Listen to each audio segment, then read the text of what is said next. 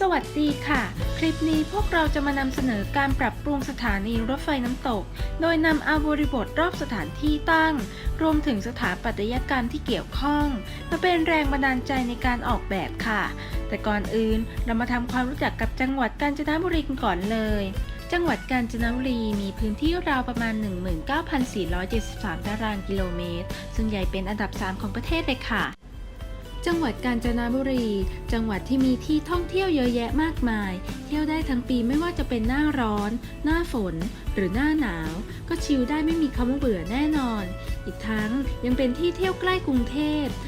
จังหวัดกาญจนบุรีมีน้ำตกสีเขียวมรกต สามารถเย็นฉ่ำกับน้ำตกท่ามกลางธรรมชาติที่อุดมสมบูรณ์ มีการพักผ่อนที่แพริมน้ำ การเดินป่าทิวเขา คุณจะได้สัมผัสกับบรรยากาศธรรมชาติแห่งขุนเขา วัฒนธรรม ประวัติศาสตร์ของหมู่บ้านชาวมอญอีกด้วยค่ะ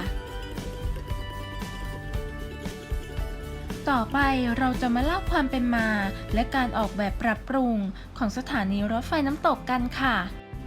สถานีรถไฟน้ำตก เดิมชื่อสถานีท่าเสา เป็นสถานีรถไฟประจำตำบลท่าเสา อยู่ในเส้นทางรถไฟสายใต้ หรือทางรถไฟสายตะวันตก โดยเป็นสถานีรถไฟปลายทางสำหรับการเดินรถ สถานีรถไฟน้ำตกอยู่ใกล้กับสถานีรถไฟน้ำตกไซโยกน้อย หรือที่หยุดรถไฟน้ำตกไซโยกน้อย หมู่ที่ 3 บ้านท่าเสา ตำบลท่าเสา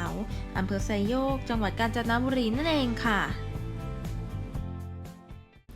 สถานีรถไฟน้ำตกสร้างในช่วงหลังสงครามโลกครั้งที่ 2 เปิดใช้งานเดินรถครั้งแรกวันที่ 1 กรกฎาคม พุทธศักราช 2501 หรือคริสตศักราช 1958 ในช่วงที่ 3 ของการฟื้นฟูเส้นทางรถไฟสายน้ำตก สถานีรถไฟน้ำตกนั้นถูกสร้างขึ้นในช่วงการฟื้นฟูรถไฟ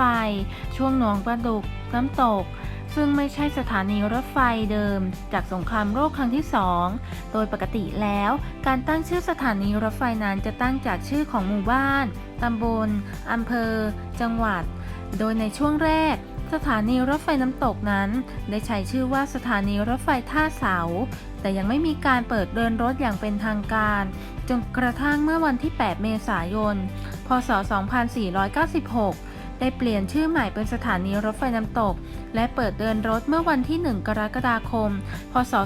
2501 เนื่องจากสถานีรถไฟท่าเสาเดิมคล้องกับสถานีรถไฟท่าเสาที่หยุดรถไฟท่าเสาในปัจจุบัน ก็คืออยู่ที่ตำบลท่าอิฐอำเภอเมืองจังหวัดอุตรดิตถ์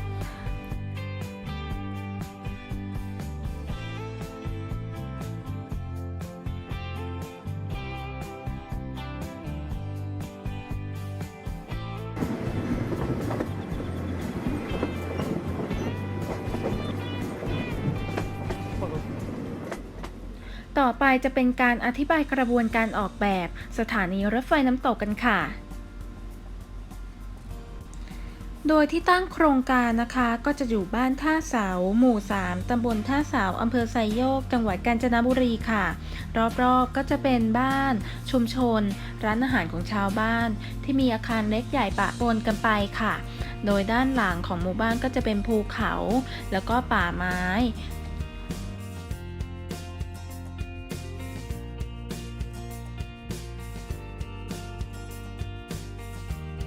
เนื่องจากสถานีตั้งอยู่บริเวณหมู่บ้านที่มีภูเขาล้อมรอบทำให้บริเวณพื้นที่นั้นมีสภาพภูมิอากาศร้อนชื้น ฝนตก จึงมีแนวความคิดให้อาคารของเรามีความรู้สึกโปร่งโล่งสบาย ในส่วนของสีแดงก็จะเป็นโซนการติดต่อสอบถาม การซื้อตั๋ว ในส่วนของสีฟ้าก็จะเป็นในส่วนของคาเฟ่มีการนั่งจิบกาแฟหรือนั่งพักได้ค่ะ ในส่วนของสีเหลืองก็จะเป็นชานชาลาไว้รอรถไฟค่ะ ในส่วนของสีเขียวก็จะเป็นส่วนด้านหน้าโครงการค่ะ ในส่วนของสีม่วงก็จะเป็นหอชมวิว ชมทิวทัศน์ต่างๆค่ะ ในส่วนของสีชมพูก็จะเป็นในส่วนของห้องน้ำโครงการค่ะ